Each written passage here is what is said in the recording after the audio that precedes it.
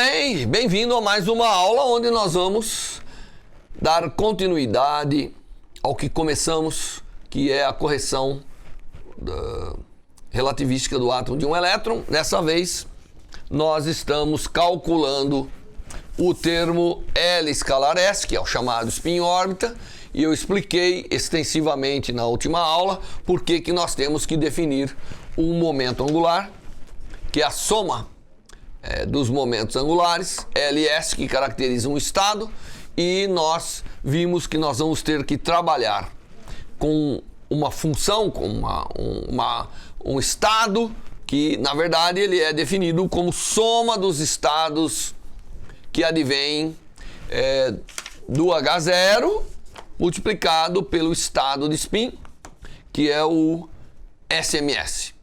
E que na verdade, como L e S são fixos aqui do estado, são constantes do estado, o que está mudando é o ML e o MS. E nós vimos que, devido à definição, essa soma tem que ser tal que o ML mais o MS, isso aqui é muito importante para a gente montar esses estados, é igual a MJ.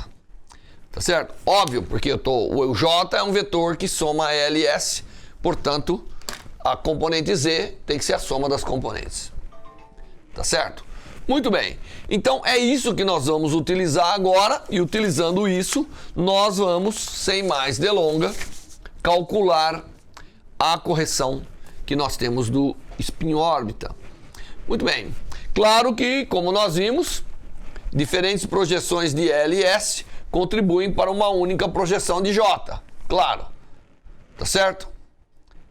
E esta função que nós criamos, esse estado que nós criamos, eles são, interessante que se você notar que ele é autofunção do L2, S2, J2 e Z2, tudo simultaneamente. Claro, L2 e S2 porque eles vêm de estados que têm L e S muito bem determinado, e o J e o JZ também muito bem determinado agora. Quem são os autovalores desse estado? Então, para o L2, o alto valor é L mais 1, H cortado ao quadrado. Quem que é do S é S mais 1, H cortado ao quadrado. E quem que é do J é J mais 1, porque vão ter valores agora aqui. E do JZ é MJ, H cortado. Então, esse estado que eu criei, ele é autofunção de todos esses operadores aqui, que vão aparecer na minha hamiltoniana, e portanto eu já sei que ele é autofunção disso, eu já sei exatamente como lidar com o problema. Obviamente nós estamos lidando, não é com um momento angular qualquer, nós estamos lidando com momentos angulares orbitais, que pode variar de 0 até n-1, dependendo do n do estado, mas o S, esse não tem muita liberdade, o valor do S é meio. Então nós estamos lidando com partículas cujo spin vale meio, que é o elétron. Então, dado um estado que tem um determinado L e que tem o S meio, como que nós podemos combinar esses estados? Muito bem, então nós estamos lidando com com um sistema que tem o S bem determinado, meio. O L vai depender do estado que você esteja. Dado um N, ele pode ser de 0 até N-1, certo? Mas o S é meio. O S sendo meio, isso limita para a gente as possibilidades de combinação com o L. Eu não posso ter muita coisa. Para cada determinado L, eu posso ter apenas duas combinações. Porque ou o J é L mais meio, tá aqui, ou o J é L menos meio, que está aqui. Não dá para ser diferente. E se o L igual a 0? Bom, se o L igual a 0, pior ainda, porque só tem um. Se o L for 0, eu só tenho um estado. O J só é meio. Então, para L diferente de 0, eu posso ter dois estados J que vão aparecer. O que significa isso?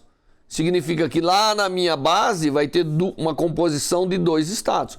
Porque o S pode ser meio e menos meio. Tá certo? Essas são, lembre-se que o J vai de L mais S até L menos S, que é o que nós estamos fazendo aqui. E se o L for zero, só tem um J. Não tem muita chance. Tá certo? Muito bem. Então o que nós podemos fazer agora é escrever o H2 como no lugar do L escalar S, eu posso substituir por J, tá certo? J ao quadrado menos L ao quadrado menos S ao quadrado dividido por 2. Então o H2, já tomando a derivada do potencial V de R, que eu sei que é o potencial de Coulomb, que vai com 1 sobre R, portanto a derivada vai com 1 sobre R quadrado, e portanto o produto lá que aparece é 1 sobre R ao cubo. Então essa é a perturbação que nós temos. Esse é o H2.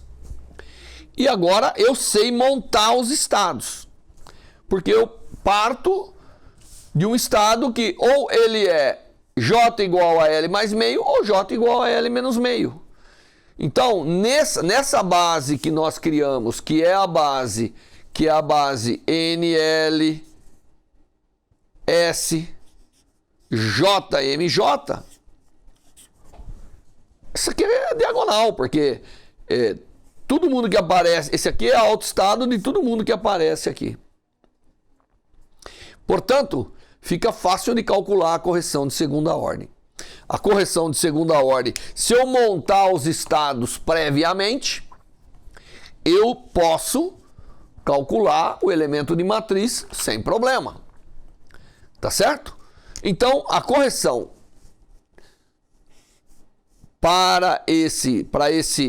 a correção para esse H2 na energia, que eu estou chamando de delta E2, não é a segunda, é a correção de primeira ordem nesse L escalar S, porém já trabalhando numa base que eu construí. Eu sei que aqui, ó, esse estado, se eu quiser expressá-lo, ele tem que ser uma soma do LML SMS. Então, provavelmente isso aqui tem dois componentes, esse aqui, claro, e esse aqui é o complexo conjugado, tem dois componentes também. Mas agora fica trivial isso aqui. Por que fica trivial?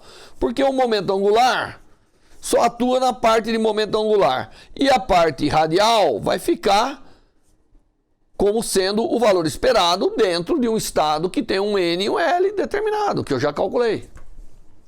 Então, a correção de segunda ordem é o estado NLSJMJ, elemento de matriz do H2. O H2 está escrito aqui. Tá certo? E quem que é esse elemento de matriz? Bom, na parte de N e L, né, a parte de 1 sobre R ao cubo, todas as constantes saem para fora. Então aparece aqui o 2, aparece tudo aqui para fora. Na parte do R ao cubo, é o valor esperado para um estado de H0 de valor N e L. Tá certo? Então tá aqui, ó, essa é a parte do R, radial. E ela só vai depender do estado hidrogenoide. E os outros agora? Bom, o J2 aqui dá J mais 1. O L2 dá L mais 1. E o S2 dá S mais 1. Então eu tenho o valor aqui do elemento de matriz, que é o valor da energia da correção. Tá certo? Então eu tenho a expressão completa, mas eu tive que definir o J. Mas eu sei que os estados que eu estou lidando ou tem um único J, ou tem dois J's possíveis para cada L. Daí, bom, se por acaso eu tenho o L diferente de zero, se o L é diferente de zero, ele pode ser J igual a L mais meio ou J igual a L menos meio, como eu falei lá em cima. Dependendo do valor de J, basta você colocar aqui L mais meio vezes L mais meio mais 1 vezes L. E o S, quem que é? É meio, não tem o que discutir, esse termo aqui é constante. Portanto, a correção da energia dependendo do J, ela tem esses valores. Ela é esse termo aqui vezes L, se o J for L mais 1. e menos vezes menos L mais 1 se o J for L menos meio.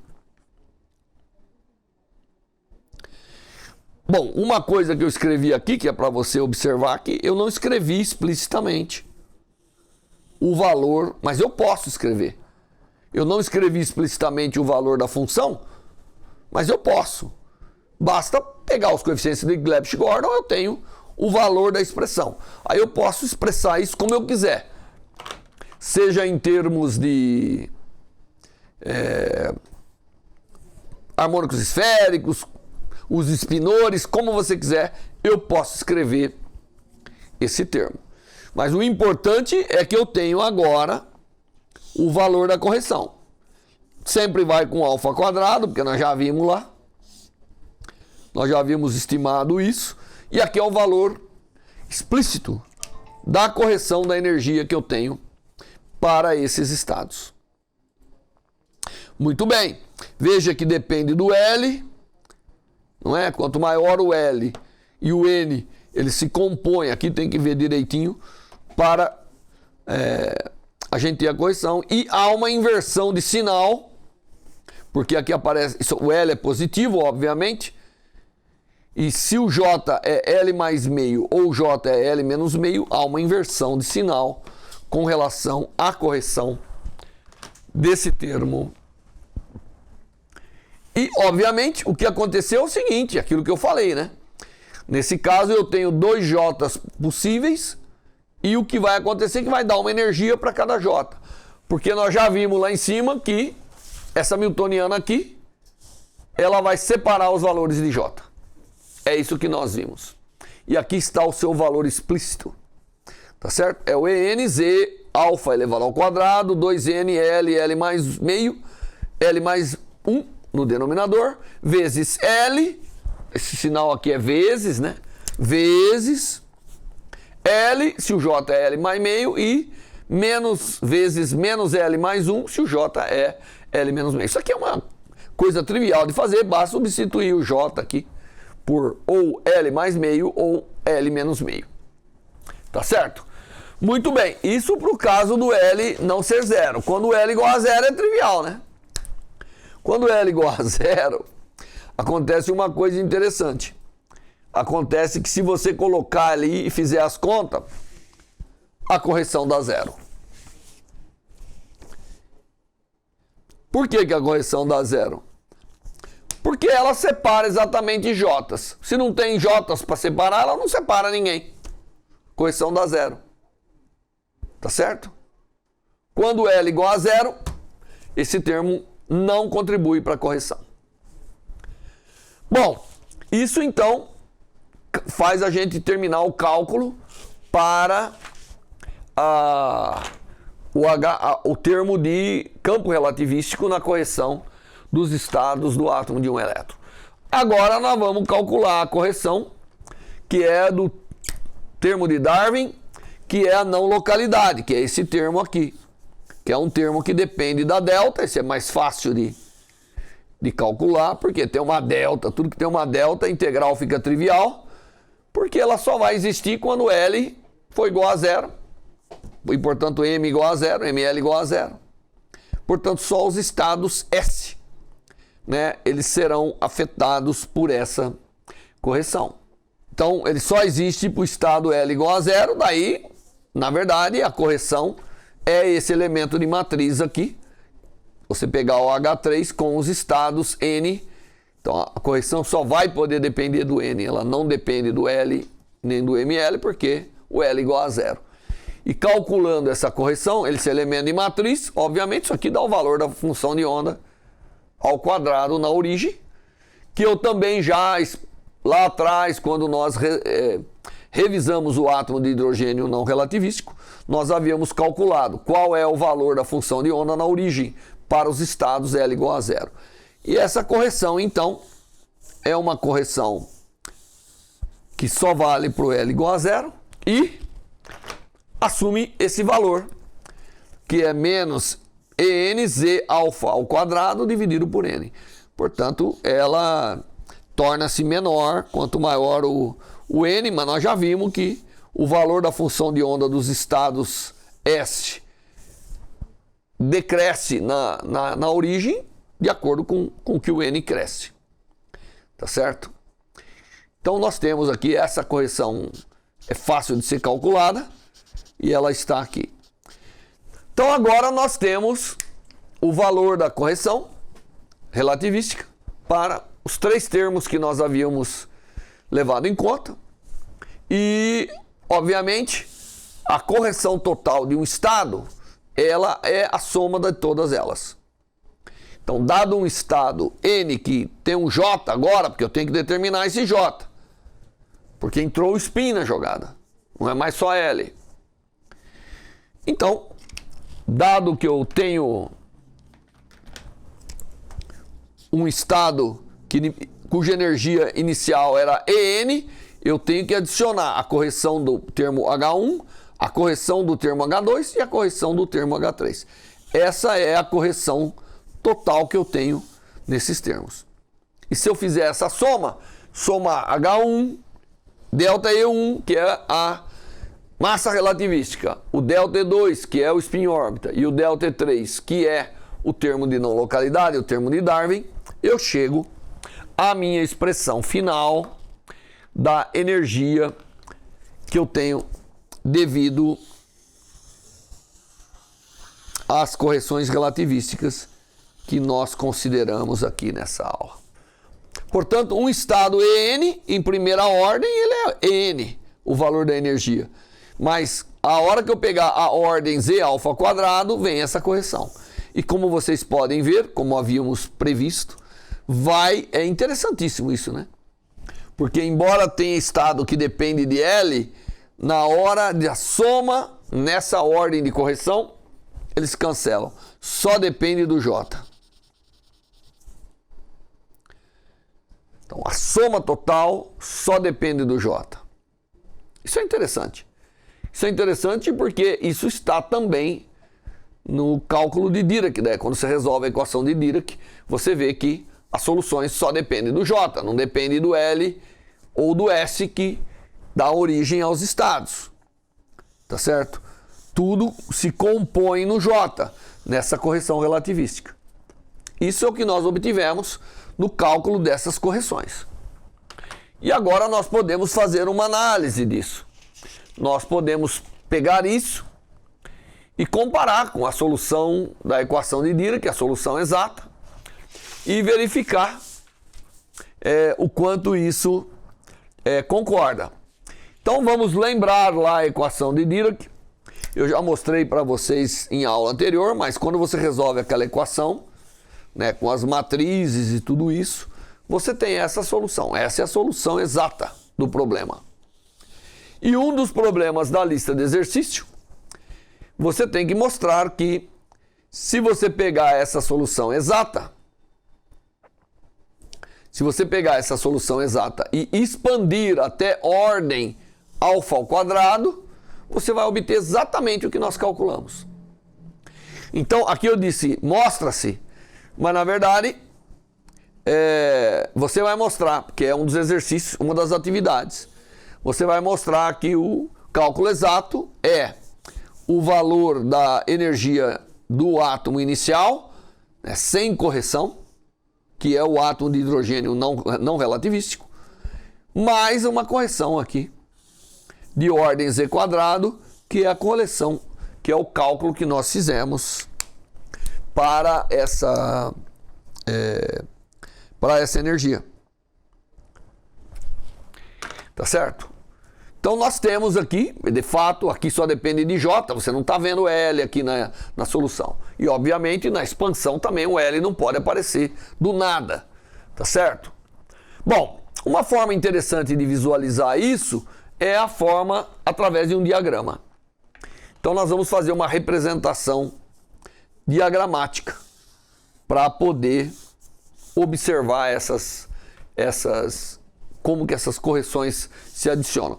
Mas para fazer isso, é melhor a gente ter uma anotação, porque quando você vai pôr no diagrama, você não pode ficar escrevendo função de onda. Então, o melhor que nós temos é expressar o diagrama que nós vamos montar em termos desses termos que são uma notação, que é a chamada notação espectroscópicas, onde você coloca o L é uma letra, e lembra que eu falei para vocês, se o L é 0, nós chamamos de S, se o L é 1, nós chamamos de P, se o L é 2, nós chamamos de D, e aí vai.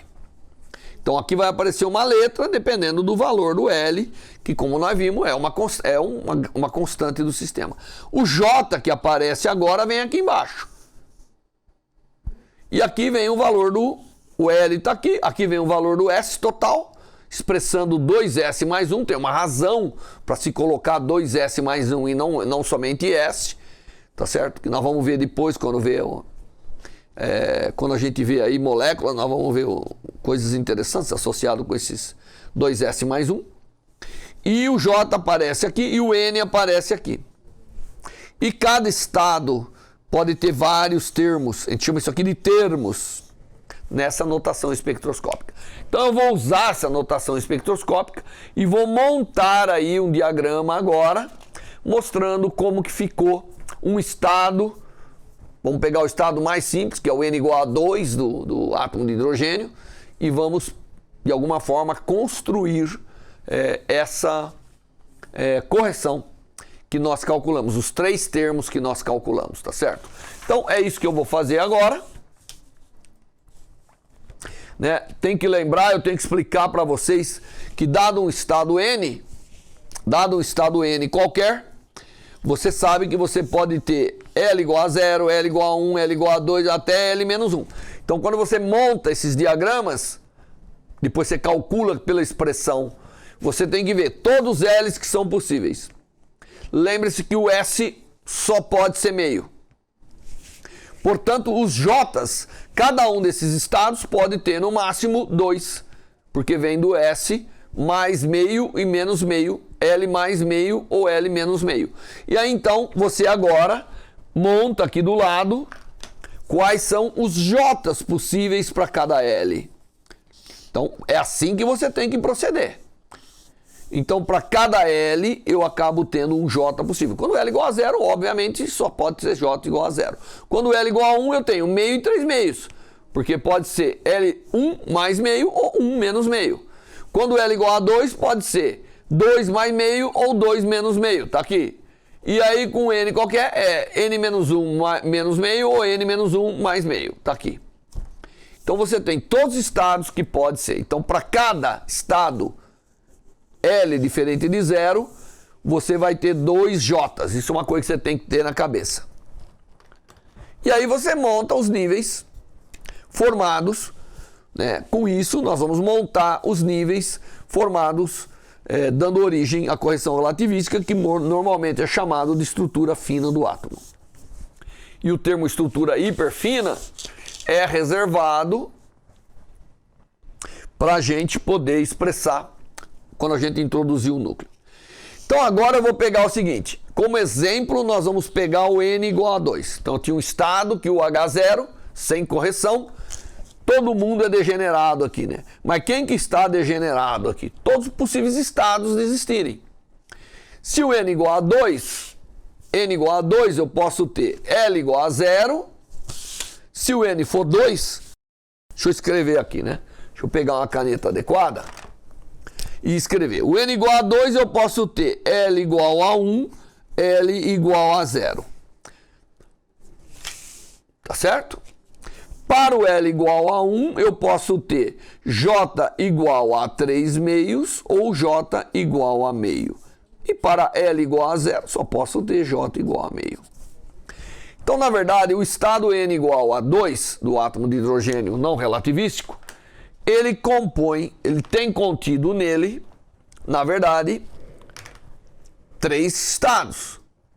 Quais são esses estados? Deixa eu escrever aqui também.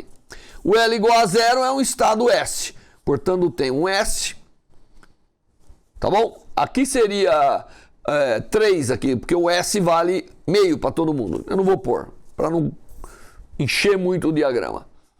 Mas eu tenho aqui um S meio, porque o J é meio.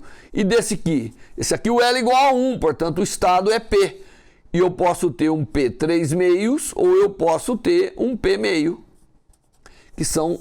Então eu tenho, na verdade, do ponto de vista de correção relativística, 3 estados aqui, S meio, P meio, P 3 meios.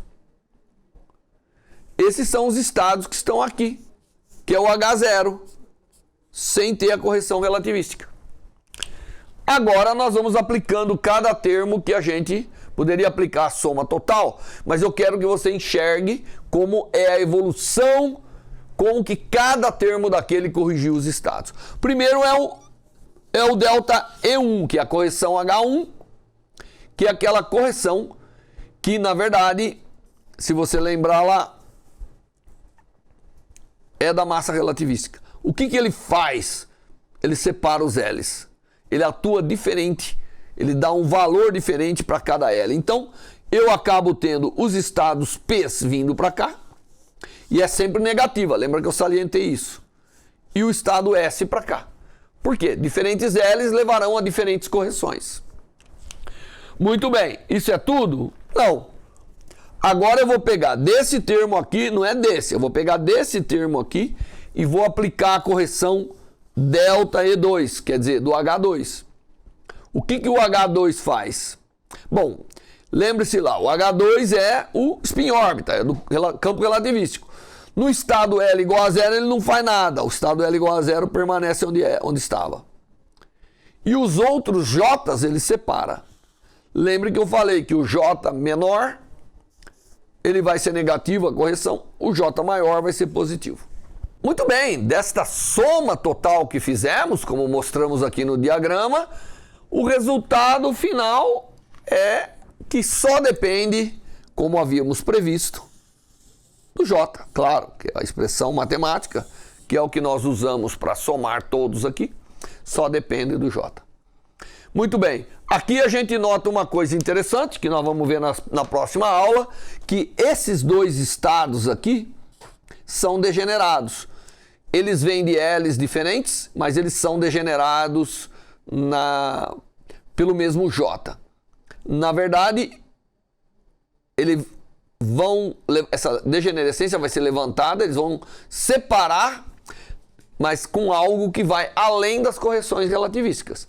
Aí nós vamos entrar nas chamadas correções radiativas, que vêm, né, as correções radiativas vêm da chamada QED, ou Quantum Electrodynamic, que nós vamos ver na próxima aula como que a gente entende um pouquinho esse estado, e vamos também fazer outros exemplos para aprendermos um pouco mais sobre a correção relativística dos estados de hidrogênio.